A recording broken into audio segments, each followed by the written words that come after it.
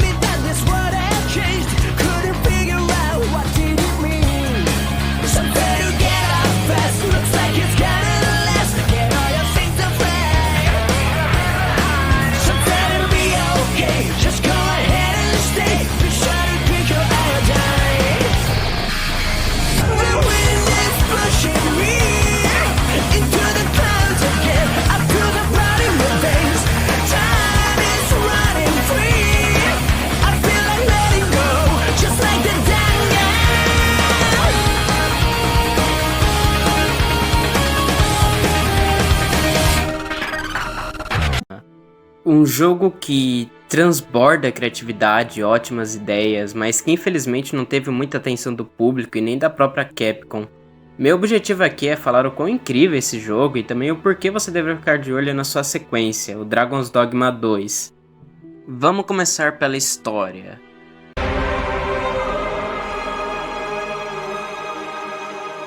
O jogo começa com a gente controlando um guerreiro indo enfrentar um dragão.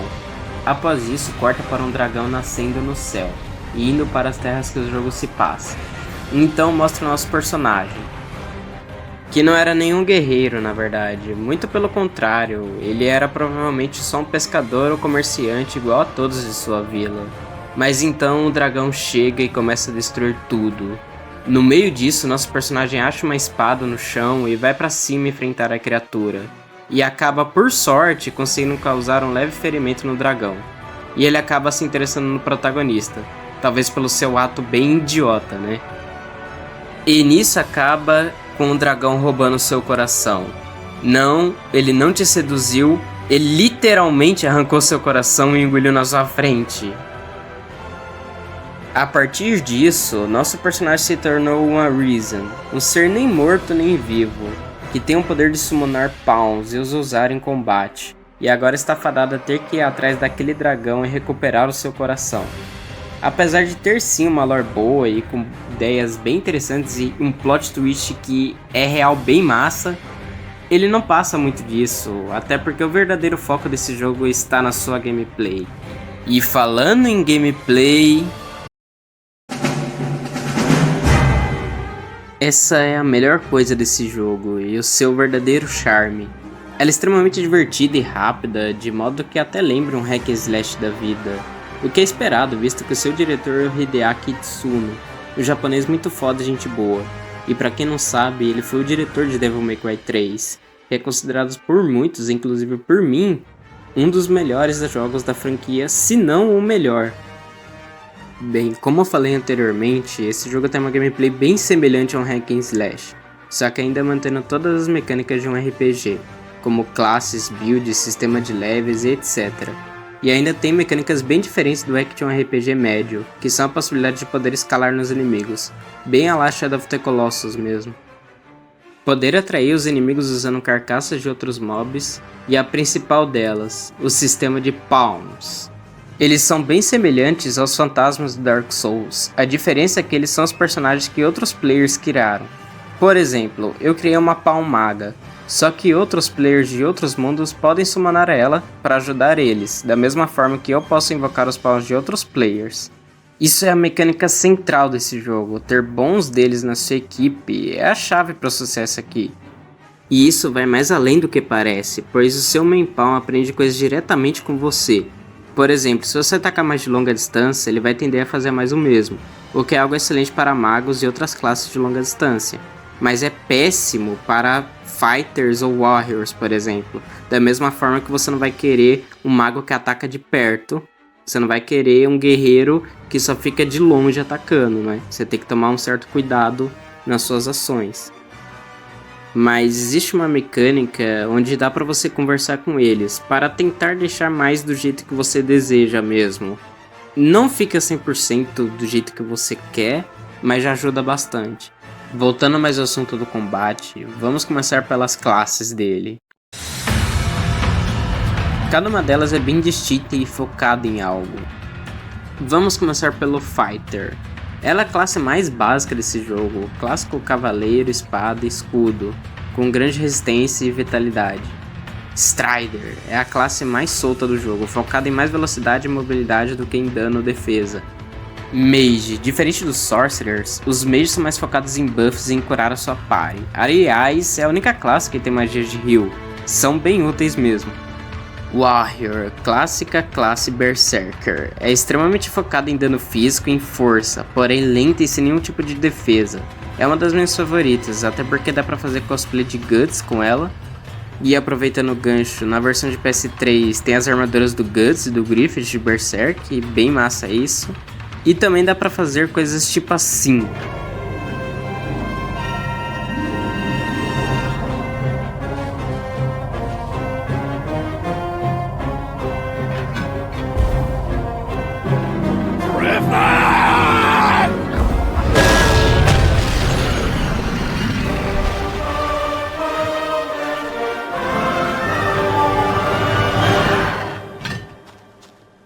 Sorcerer. Diferente da maioria dos jogos onde as magias são bem sem graça, nesse jogo mostra o contrário. Você se sente um verdadeiro feiticeiro, invocando grandes forças da natureza em combate, desde grandes picos de gelo e raios, até poder fazer chover meteoros ou criar tornados. Com certeza é uma das classes mais divertidas dos jogos e uma verdadeira aula do que um mago deveria ser de verdade em um jogo. Assassin é o coringa do jogo, basicamente. Ela meio que junta as primeiras vocações em uma só, mas não é particularmente boa em nada. Honestamente, essa classe só vale a pena por causa das habilidades OPs que ela tem mesmo. Mystic Knight é simplesmente um fighter que tem a possibilidade de soltar magias e feitiços. É uma das minhas classes favoritas também, by the way.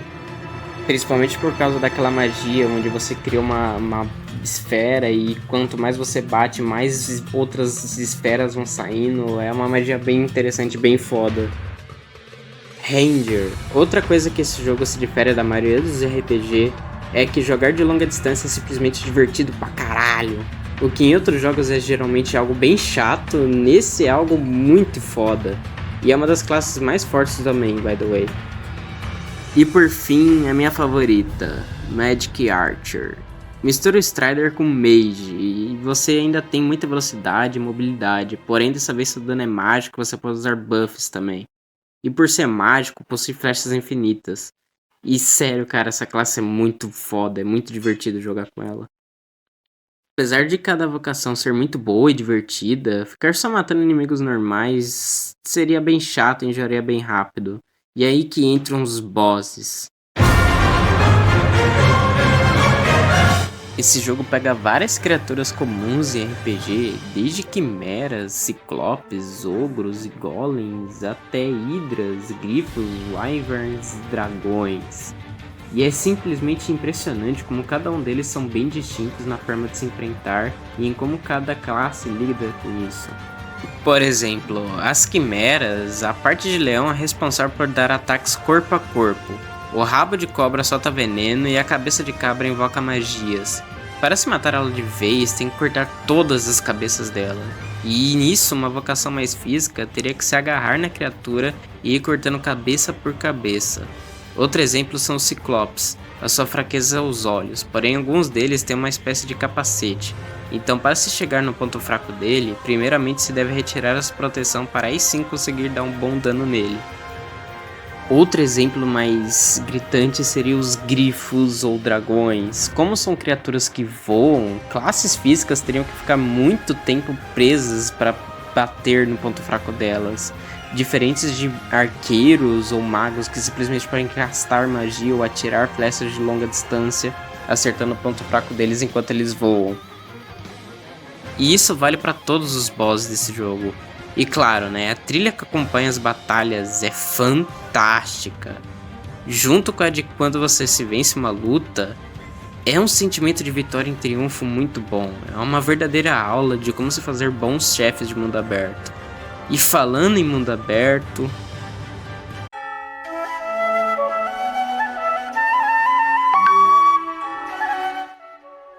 esse jogo tem um dos melhores open world que eu já vi. É um mundo relativamente grande, onde você explora inteiramente a pé. Mas não se engane, andar por este mundo é deveras interessante, cada área é bem diferente. Não só em cenários, como em mecânicas também.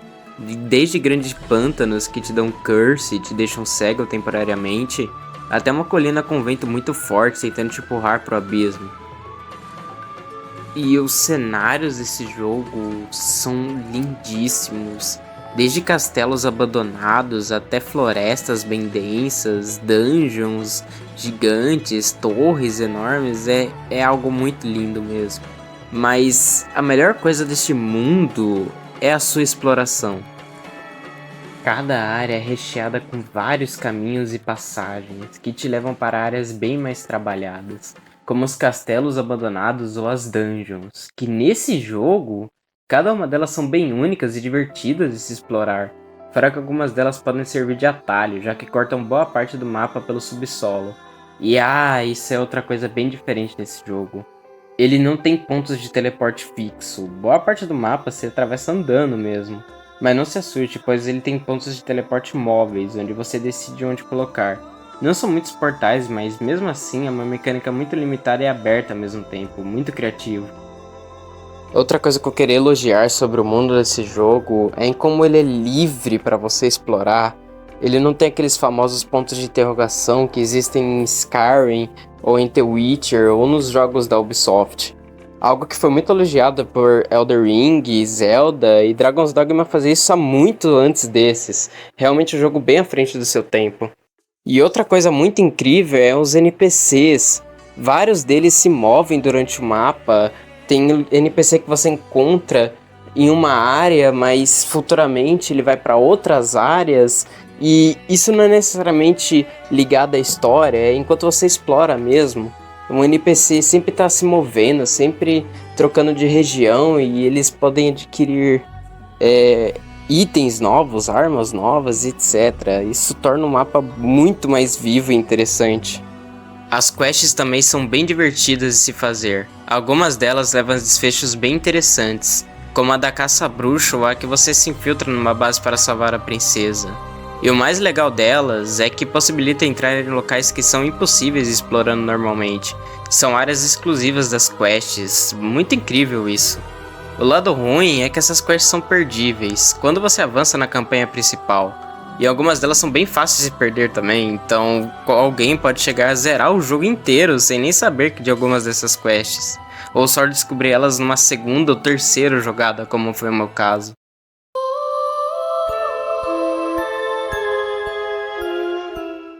Esse jogo ainda ganhou uma DLC, que adiciona uma dungeon bem gigantesca e foda. Ela se passa numa ilha chamada Bitter Black Isle, BBI para os mais chegados, e carrega uma atmosfera mais dark se comparado com o resto do jogo base.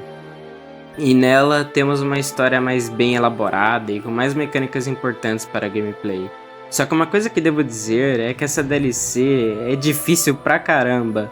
Sério, vários minibosses podem te matar em um tapa e também os inimigos normais demoram demais pra morrer. Fora que eles também te dão muito dano. E só pra não deixar passar, até a própria morte tá nessa dungeon. E ela te persegue em certas partes e se te pegar, cara, já era. O mais engraçado é que ela é um dos melhores métodos de farm de XP no jogo inteiro.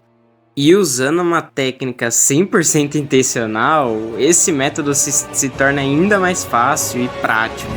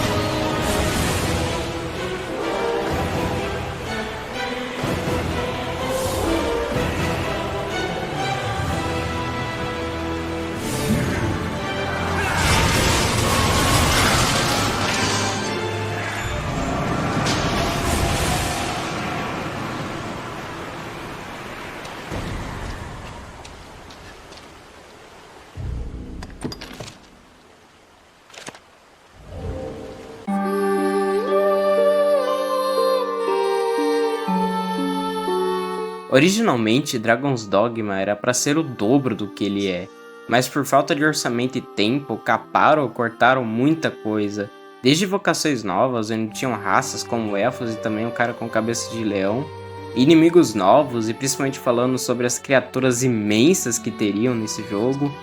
As magias serão muito mais imersivas e bem trabalhadas, seria possível interagir com os monstros de uma forma a mais do que só se agarrando nele.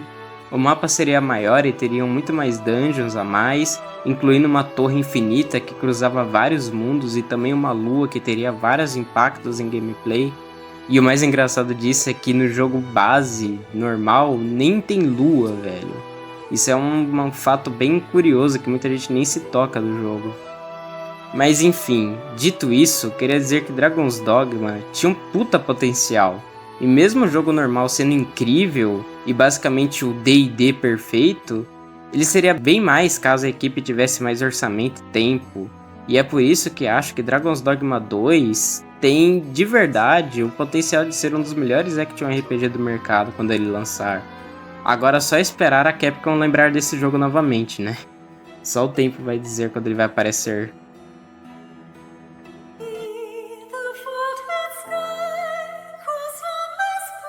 Existe um boss endgame que se chama Ur-Dragon. Ele tem uma vida compartilhada entre vários mundos de vários jogadores. Ou seja, a vida dele depende dos outros jogadores no mundo deles enfrentando ele. É um boss com uma vida colossal, é disparado o boss mais difícil do jogo no online, né? Claro, você pode só desligar a internet ou jogar no offline. Mas mesmo assim ele é bem difícil, porque no offline tem uma vida bem grande, mas não chega a ser aquele exagero absurdo do online, porque é muito variável, varia de quantos jogadores estão conectados, né, naquele momento. Outra coisa, os magos podem conjurar magias mais rápidos quando eles fazem a mesma magia juntos ao mesmo tempo. É até engraçado, pois você vê dois magos conjurando a mesma magia, mas já está mais forte e ainda carrega mais rápido, é algo bem interessante. E outra coisa bem interessante, que difere ele bastante de outros RPG, é que na criação de personagens você tem que tomar muito cuidado com o personagem que você escolhe, pois há muitas variáveis. Por exemplo, um personagem anão, ele vai ter menos hitbox para ser acertado, porém, ele não aguenta carregar mais peso, ele não aguenta carregar muito peso. E ele tem a vantagem de poder entrar em buracos pequenos, assim. E personagens grandes, por outro lado, eles são obviamente bem grandes, eles aguentam carregar bem mais peso, só que eles têm uma hitbox maior. Então, tipo, você tem uma certa estratégia na hora de criar os seus personagens, assim, pá. E também queria deixar só pra citar mesmo algo sobre os Goblins, que o anime estragou, porque o anime quis ser haha, Goblin Slayer, Goblins estupram mulheres, sei lá o que, sendo que no original não, tá ligado? Goblins eles se reproduzem através da terra, mas como o Goblin Slayer tava famoso, os caras, vamos copiar aqui, foda-se no anime. E Dragon's Dogma tem um anime também, um bem ruinzinho pra ser bem honesto, então recomendo que passe longe. A menos que você só queira assim, só assistir de curiosidade mesmo.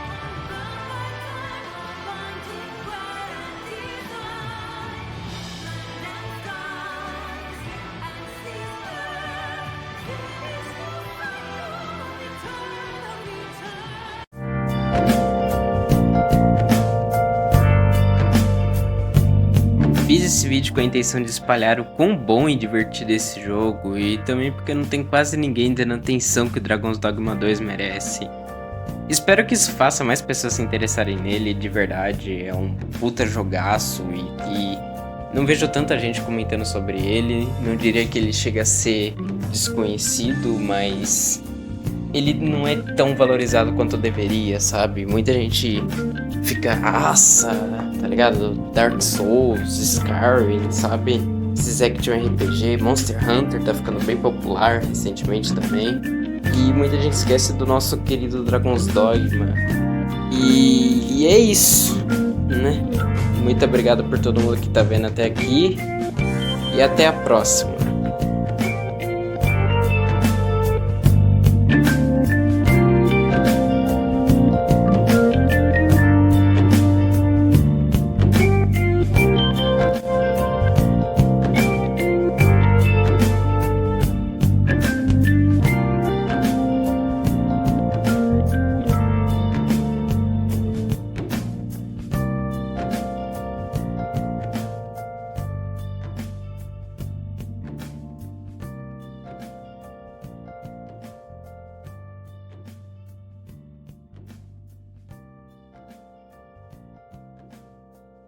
Moleque, eu só queria dizer aqui que enquanto eu tava terminando esse vídeo, acabou de mostrar uma gameplay do Dragon's Dogma 2 e puta que pariu, cara, esse jogo tá muito foda, cara, puta que pariu, cara, que hype da porra, vai se fuder. Meu Deus, cara, que hype, velho, na moral. Eu espero que dessa vez, finalmente, mais gente se interesse por esse jogo, porque vai se fuder, esse jogo tá muito lindo, cara, tá muito incrível mesmo. E vai se fuder, velho, que jogo perfeito.